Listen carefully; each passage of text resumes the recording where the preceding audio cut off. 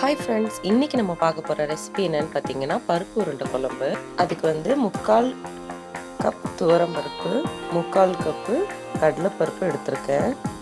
ரெண்டையும் நல்லா 2 தடவை வாஷ் பண்ணி ஊற வச்சிடலாம். நைட்டு ஃபுல்லாக ஊறட்டும். காலையில் நம்ம குழம்பு ரெடி பண்ணலாம். பருப்பில் நிறைய ப்ரோட்டீன் இருக்குது, அதனால நம்மளுக்கு இது ரொம்ப நல்லது.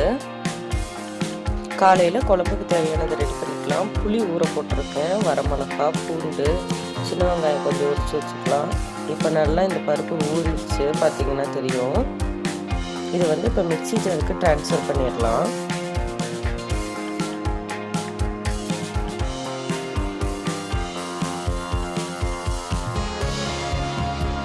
பருப்பெல்லாம் தண்ணி இல்லாமல் மிக்ஸி ஜாரில் போட்டாச்சு. இது கூட ஒரு 5-6 பல் பூண்டு, 3 வரமிளகா, கருவேப்பிலை இலைகள், தேவையான அளவுக்கு உப்பு, 1 ஸ்பூன் சோம்பு.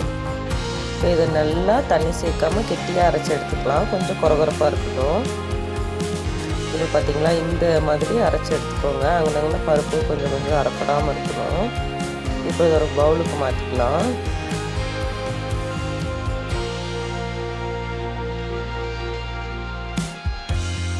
இது கூட பொடிசாக நறுக்குன சின்ன வெங்காயம் கொஞ்சம் சேர்த்துக்கலாம். பொடிசாக நறுக்கி வச்ச தேங்காய் ஸ்லைசஸ் கொஞ்சம் சேர்த்துக்கலாம். இதை மிக்ஸ் பண்ணிக்கலாம். இப்போ நம்ம இது ஒரு ஸ்டீமர் வச்சு இது சின்ன சின்ன உருண்டைகளாக உருட்டி வேக வைக்க போகிறோம். 2 டைப்பில் பண்ணலாம். இதை சின்ன சின்ன உருண்டைகளாக உருட்டி எண்ணெயில் பொரித்து எடுக்கலாம், ஸ்டீமர் பண்ணி எடுக்கலாம். நம்ம 2 டைப்லேயுமே இன்றைக்கி பண்ணலாம். ஒரு பாதியை வந்து நான் இப்படி ரவுண்ட் ஷேப்பாக உருட்டி ஸ்டீமரில் வச்சு வேக வச்சு எடுத்துக்கிறேன். இன்னொரு பாதியை வந்து நம்ம குழம்பு ரெடி பண்ணுற டைம்லேயும் எண்ணெயில் பொரித்து எடுத்து சேர்த்துக்கலாம். இப்போ இது ஒரு 10லேருந்து 15 நிமிஷம் வேகட்டும். இது வந்து பொரிக்கிறதுக்காக. இப்போ ஒரு ஸ்டவ் ஆன் பண்ணி அதில் கடாய் வச்சுக்கலாம். அதில் கொஞ்சம் எண்ணெய் ஊற்றி 1 ஸ்பூன் சீரகம், 1 ஸ்பூன் சோம்பு, 1 ஸ்பூன் மிளகு, 10லேருந்து 15 சின்ன வெங்காயம். குழம்பு கொஞ்சம் நிறைய வேணுன்னா இன்னும் கொஞ்சம் எக்ஸ்ட்ரா சேர்த்துக்கோங்க சின்ன வெங்காயம். இது நல்லா வதங்கட்டும். இதில் கொஞ்சம் கறிவேப்பிலை இலைகள் சேர்த்துக்கலாம். பொடிசாக நறுக்குனா 2 தக்காளி இது கூட சேர்த்துக்கலாம். இது நல்லா வதங்கட்டும். இது வந்து நம்ம குழம்புல அரைச்சி ஊற்றுறதுக்காக. இதில் ஒரு 4லேருந்து 5 ஸ்லைஸ் தேங்காய் சேர்த்துக்கலாம். நல்லா வதங்கினோடனே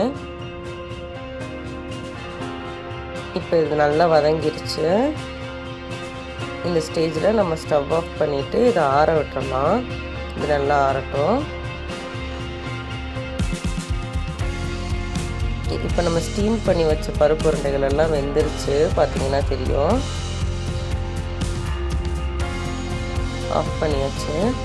இப்போ இந்த வதக்கி வச்ச வெங்காயம் தக்காளியை வந்து மிக்ஸி ஜாருக்கு ட்ரான்ஸ்ஃபர் பண்ணி நல்லா மையாக அரைச்சி எடுத்து வச்சுக்கலாம். ஒரு சைடு பருப்பு உருண்டையும் வெந்துருச்சு. இப்போ இதையும் நம்ம அரைச்சி எடுத்துட்டோம். இப்போ நம்ம குழம்பு வைக்க ஸ்டார்ட் பண்ணலாம். ஸ்டவ் ஆன் பண்ணி ஒரு கடாய் வச்சுக்கலாம் குழம்பு வைக்க. அதில் 3 ஸ்பூன் நல்லெண்ணெய் ஊற்றிக்கோங்க. 1 ஸ்பூன் கடுகு உளுந்து, 1/2 ஸ்பூன் வெந்தயம் சேர்த்துக்கோங்க. கொஞ்சம் கருவேப்பிலை இலைகள், ஒரு 10லேருந்து 15 பல் பூண்டு சேர்த்துக்கலாம். அதே மாதிரி 10லேருந்து 15 பல் வந்து சின்ன வெங்காயமும் சேர்த்துக்கோங்க.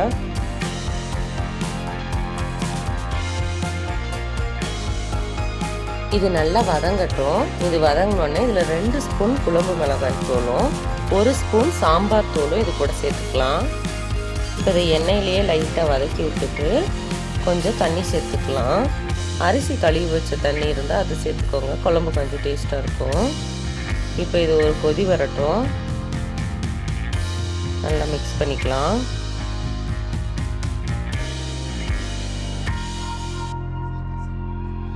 ஒரு கொதி வந்ததுக்கப்புறமா நம்ம அரைச்சி வச்ச விழுது இப்போ இது கூட ஆட் பண்ணணும். வெங்காயம் தக்காளி வதக்கி அரைச்சோம்ல, அந்த விழுதை இது கூட ஆட் பண்ணிக்கலாம்.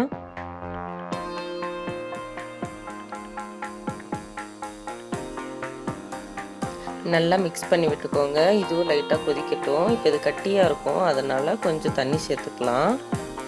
உப்பு தேவையான அளவு சேர்த்துக்கோங்க.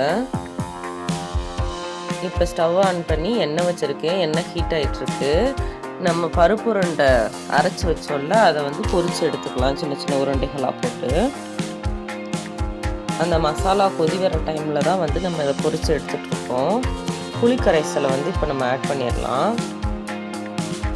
புளிக்கரைசலை ஆட் பண்ணி ஒரு 5லேருந்து 10 நிமிஷம் குழம்பு நல்லா கொதிக்கட்டும். அந்த கேப்லேயே நம்ம இந்த உருண்டைகள்லாம் பொரித்து எடுத்து வச்சுக்கலாம். 2 சைடும் நல்லா கோல்டன் ப்ரௌன் கலரில் வர மாதிரி பொரித்து எடுத்துக்கலாம்.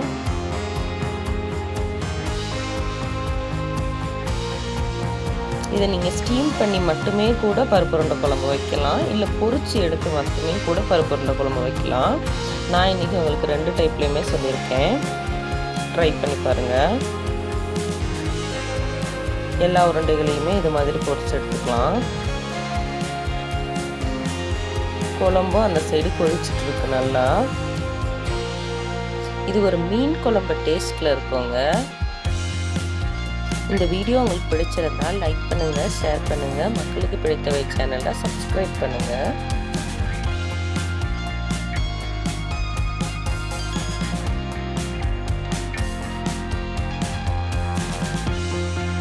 இந்த மாதிரி நல்லா கொதிக்கட்டும். இப்போ நம்மளோட பருப்பு உருண்டைகள் ரெடி ஆயிடுச்சு. குழம்பு நல்லா கொதிச்சுட்டு ஒரு 5 மினிட்ஸ் நல்லா கொதிக்கிட்டு குழம்பு. இப்போ நம்மளோட உருண்டைகள்லாம் இதுக்குள்ளே ஆட் பண்ணிடலாம். ஒன்றா எடுத்து தனித்தனியாக ஆட் பண்ணுங்கள். உருண்டைகள் எல்லாம் போட்டு ஒரு 2லேருந்து 3 நிமிஷத்துக்கு குழம்பு கொதிக்கட்டும். அப்போ அந்த குழம்போட ஜூசினஸ்லாம் இந்த உருண்டைக்குள்ளே போகும்.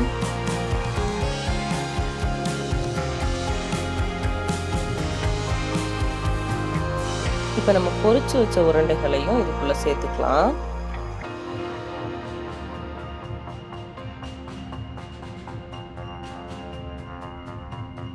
அவ்வளோதாங்க, நம்மளோட டேஸ்டியான பருப்பு உருண்டை குழம்பு ரெடி ஆயிடுச்சு. இது வந்து இட்லிக்கு, தோசைக்கு, சப்பாத்திக்கு எல்லாத்துக்குமே ஒரு பெஸ்ட்டு சைட் டிஷ்ஷாக இருக்கும். ரைஸுக்கு ரொம்ப நல்லா இருக்கும். எல்லோரும் ஒரு தடவை ட்ரை பண்ணி பாருங்கள். தேங்க்யூ.